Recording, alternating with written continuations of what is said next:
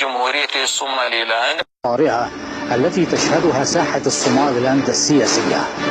أطيب الأوقات نرجوها لكم، فابقوا معنا فضلا.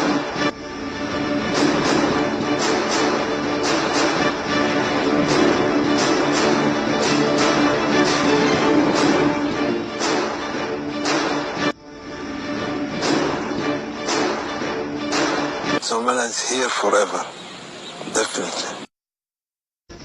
إن الصوماليلاند جمهورية كباقي جمهوريات دول العالم، ناضلت من أجل الحرية وما زالت تناضل لتحقيق الديمقراطية والعدالة الاجتماعية لمواطنيها وللخروج من عنق الزجاجة التي وضعتها بها الظروف وأوضاع المنطقة الأفريقية جميعا.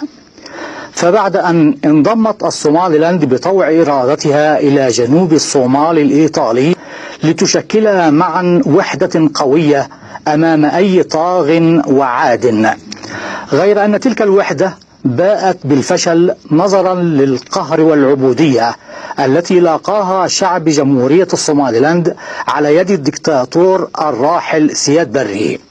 حينها قررت الصوماليلاند الجهاد والخوض في حرب استنزاف لتحصل لمواطنيها على العزة والكرامة، وكانت تلك البادرة والشعلة التي أضاءت النور لجمهورية الصوماليلاند والمستقبل الباهر التي تنعم به البلاد حاليا على يد الرئيس السابق للصوماليلاند فخامة أحمد محمد محمود سيلايو، وبرفقته الرئيس الحالي للصوماليلاند فخامة موسى بيحي عبدي، وبرفقتهما المئات والمئات من الأبطال والشهداء الذين ضحوا بحياتهم لتحقيق الاستقلال للوطن من براثن الوحدة الفاشلة والظلم والاستعباد على يد حكومة وشعب جنوب الصومال.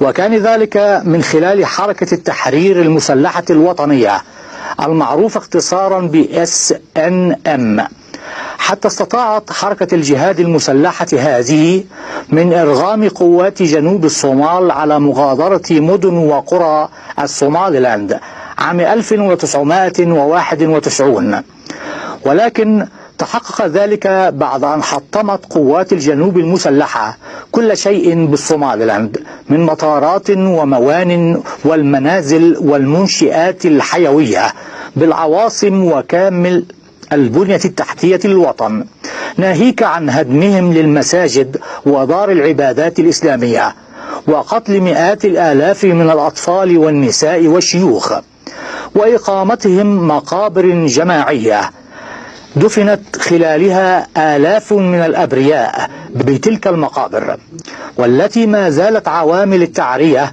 تكشف لنا عن تلك المقابر من الحين إلى آخر حتى بعد هذه المدة الطويلة التي حدثت بها تلك المجازر والتي تجاوزت 27 عاما. ومع كل ذلك وما حدث للصوماليلاند من إبادات جماعية، نالت الصوماليلاند حريتها المفقودة مرة أخرى، وبدأت في تشكيل جيش نظامي قوي ومجهز بأحدث الأجهزة، وقامت ببناء الدولة ومؤسساتها وجميع الهيئات الحكومية بها، حتى نجحت في ذلك بفضل الله سبحانه وتعالى وكرمه وبتماسك شعبها الذي أراد الحياة في وطن حر مستقل وفي دولة مكتملة الأسس والنظم المتعارف عليها دوليا، وتطبيقا للوائح القانونية المتعارف عليها أيضا عالميا.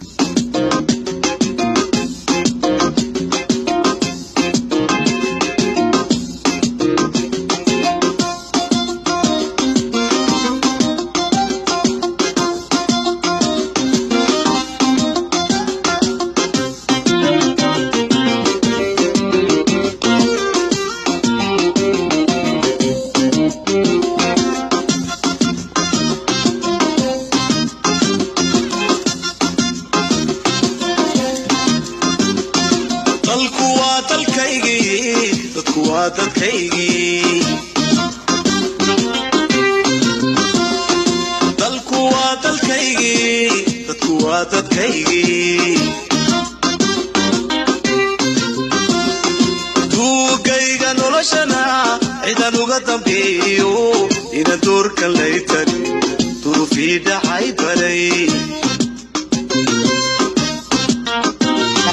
duugayga noloshana ciidan uga dambeeyo ina doorkan laytani durufii dhacay balay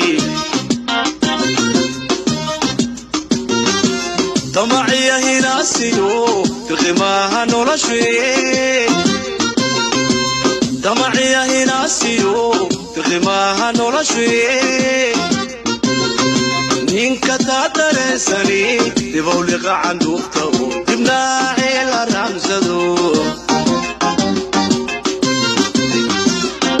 ninka taa dareensani dibawliqa canduugta u dibnaacee la raamsado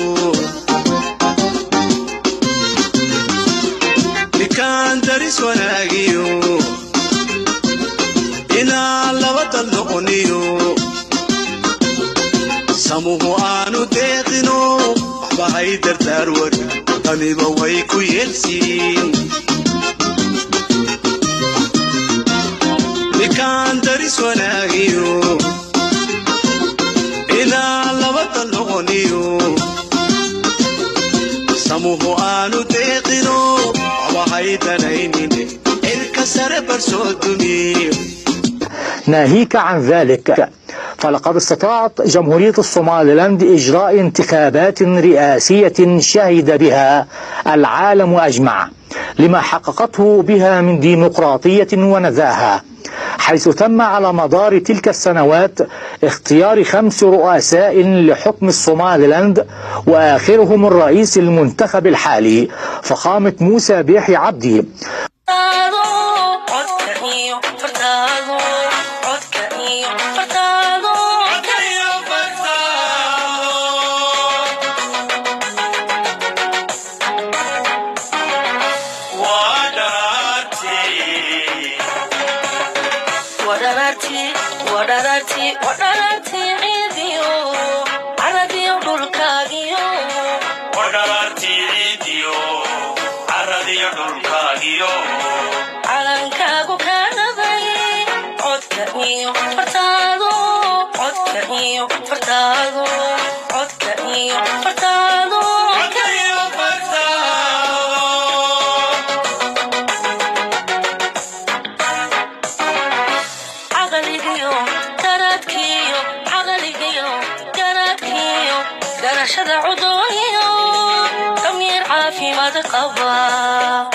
وتلك الأحداث شهد أيضا لها وبنزاهتها أمناء الأحزاب المعارضة التي تنافست على رئاسة الجمهورية، ومندوب أكثر من 60 دولة أوروبية حضروا تلك الانتخابات.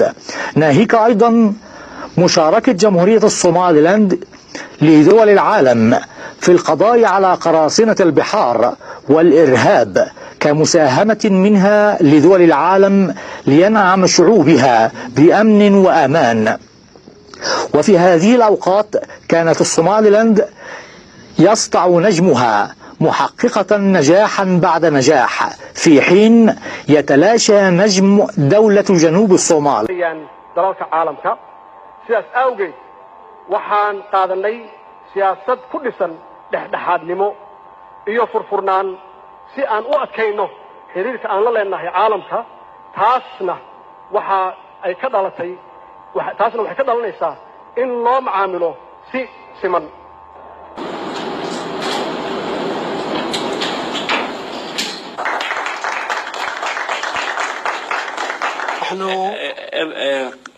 ممنونون لاستقبال قطر لنا ولاستقبال أمير قطر لنا.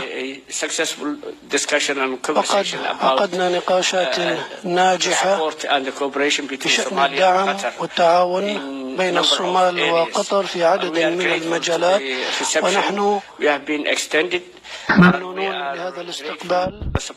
رويدا وأنتم تعلمون جيدا ما يحدث لهم حاليا. miaka yetu 6 tukiwa hapa Somalia. Ni nini? والمستقبل الذي ينتظر شعبهم.